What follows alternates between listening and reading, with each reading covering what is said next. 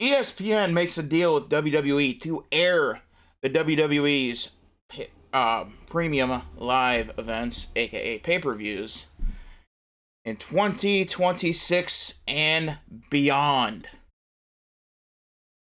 Article from Bleacher Report, Mike Chari. ESPN to exclusively air WWE WrestleMania and PLEs in 2026 in the U.S. after a historical contract. I'm Dylan Hildreth. This is the Dylan Hildreth Show. Make sure to like the video, subscribe to the channel. Let's dive into this. So ESPN announced Wednesday, that's today, in a press release, ESPN divulged that the WWE PLEs will be available on its upcoming direct-to-consumer streaming service beginning next year, with select events simulcasting on its linear televised television channels as well. Per CNBC's Alex Sherman, the pact between WWE and ESPN is the total of $1.625 billion, which equates to $325 million annually. ESPN will be the exclusive home for all WWE PLEs domestically in the United States, headlined by WrestleMania, Royal Rumble, SummerSlam, and Survivor Series, and Money in the Bank. That is a really odd one to add on there. And Money in the Bank is not one of the big... It's not like... No, it's not the traditional one. Money in the Bank is... Money in the Bank is about 20 years old. All the others are 30 to 40 years old.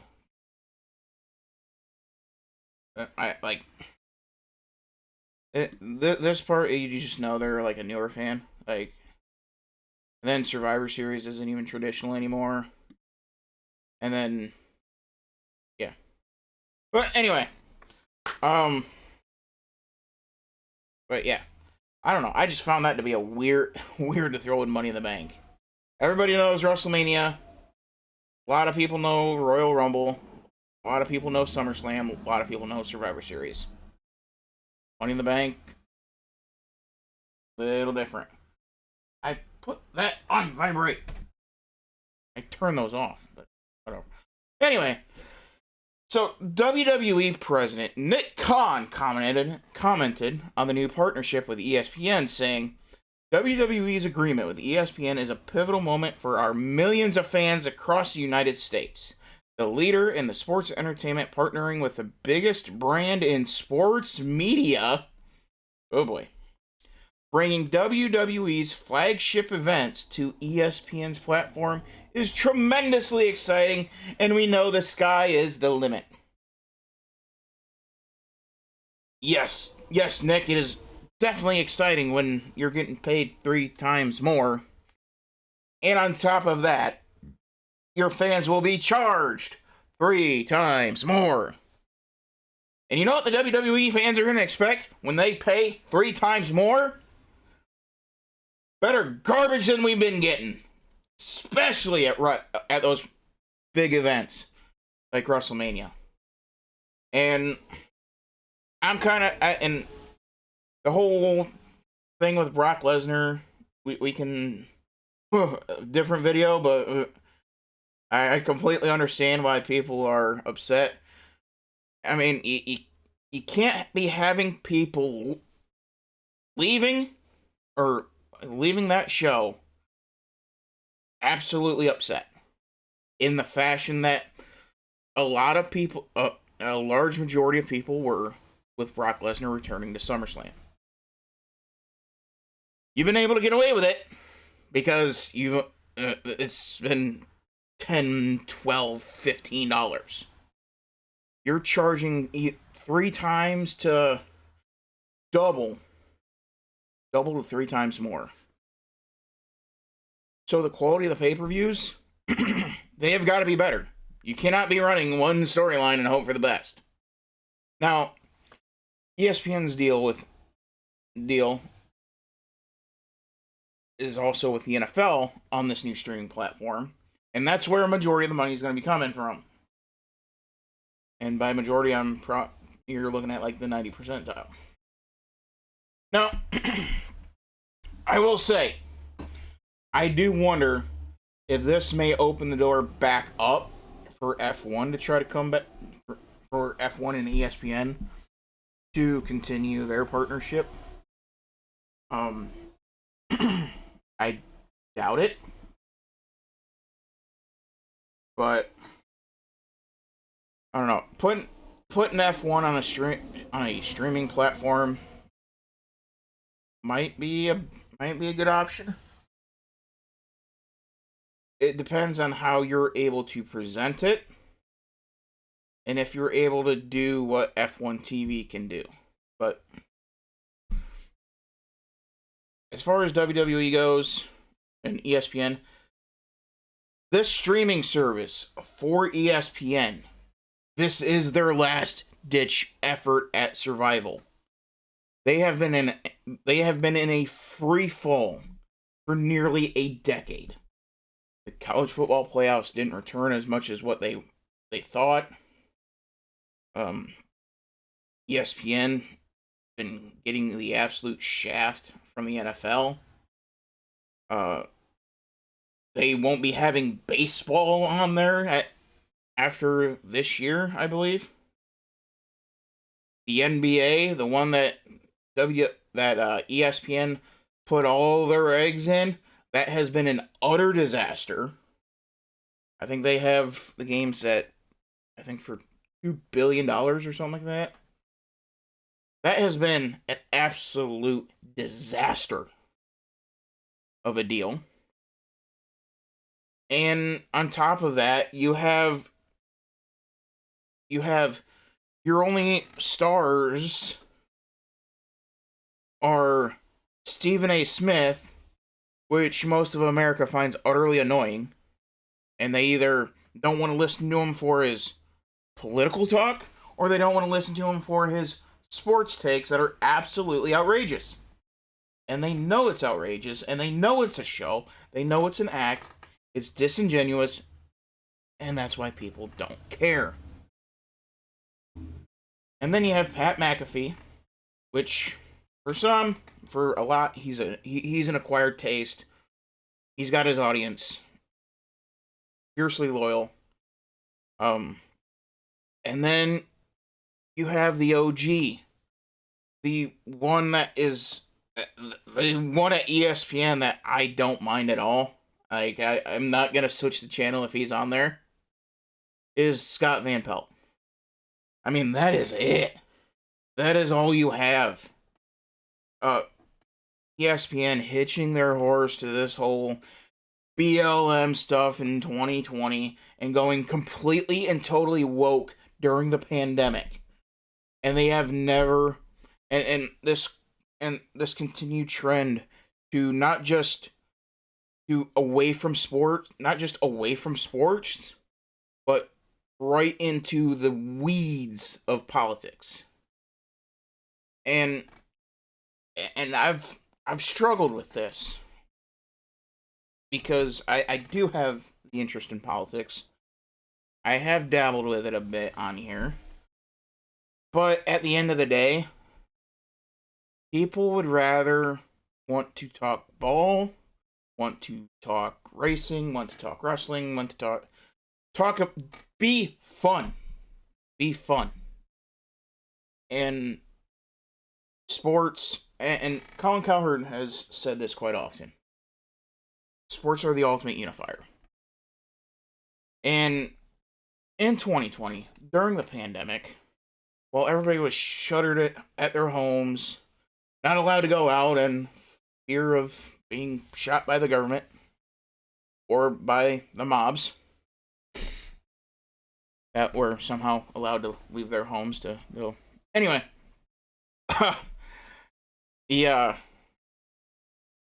ESPN decided they were going to go full woke and talk about how everybody who's white is racist, blah, blah, blah, blah, blah. And how, and like, you had Kurt Herbstreit crying on camera. I mean, it was absolute insanity.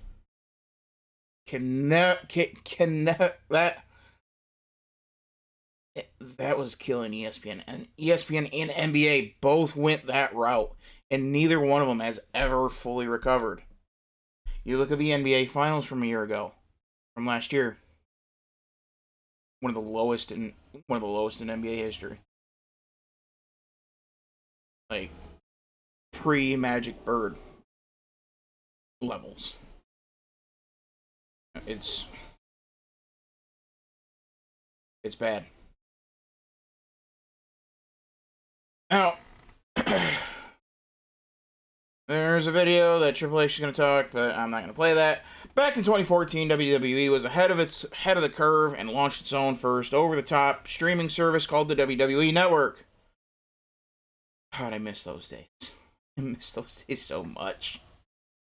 In the US, all WWE PLEs were available on the WWE Network from 2014 to 2021, essentially eliminating WWE's long-standing pay-per-view model. In the end, the WWE Network domestically occurred in 2021 when WWE reached a deal with NBC Universal for all WWE PLEs to stream on Peacock. In addition to PLEs, Peacock became the home of WWE's extensive video library, and it remains so to this day. It isn't clear if WWE library will stay on Peacock, migrate to ESPN or another streaming service, or perhaps live on WWE's multiple YouTube channels, since the company has been uploading full premium live events and other archived content onto the YouTube regularly for the past several months. For ESPN, the agreement with WWE marks the second major announcement for the network in as many days. On Tuesday, ESPN acquired the NFL Network and Red Zone from the NFL, and the NFL took on a 10% equity stake in ESPN. Oh, okay. The new ESPN streaming service, which will simply be known as ESPN, is scheduled to launch August 21st. In addition, WWE PLEs and WWE pre- and post shows on all 7 ESPN's domestic linear channels and ESPN on ABC will stream on the platform at the cost of $29.99 per month. So, this is WWE's last desperate, or this is ESPN's last desperate attempt to not go belly up. Disney has been looking to try to sell ESPN, and absolutely nobody's buying. So, Disney is going all out. They got the NFL Network. They got the NFL Red Zone. They got the NFL to take a 10% equity stake in ESPN. And now you got the WWE pay-per-views. This is the absolute last-ditch effort. This streaming service, this has to hit for it to work, for ESPN to stay afloat. Clay Travis has been talking about this for a very long time. ESPN is on the ropes, and this is a last-ditch effort to stay alive. And they are smartly going after the NFL. WWE, maybe a tougher sell.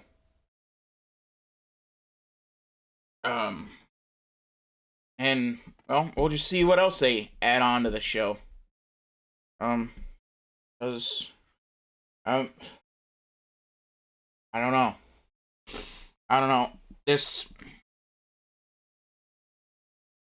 I think this is a lot of fool's gold. I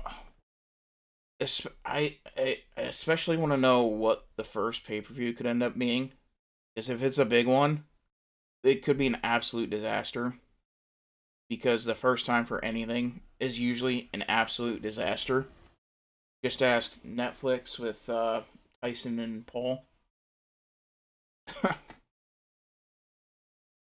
But yeah, so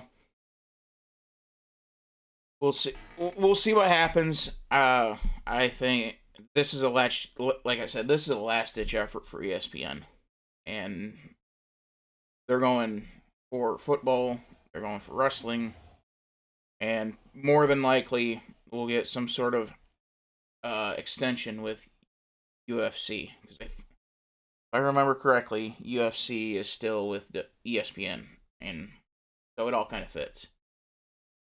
Because WWE and TKO, they're UFC, they're all under the same umbrella. So we'll see what happens. But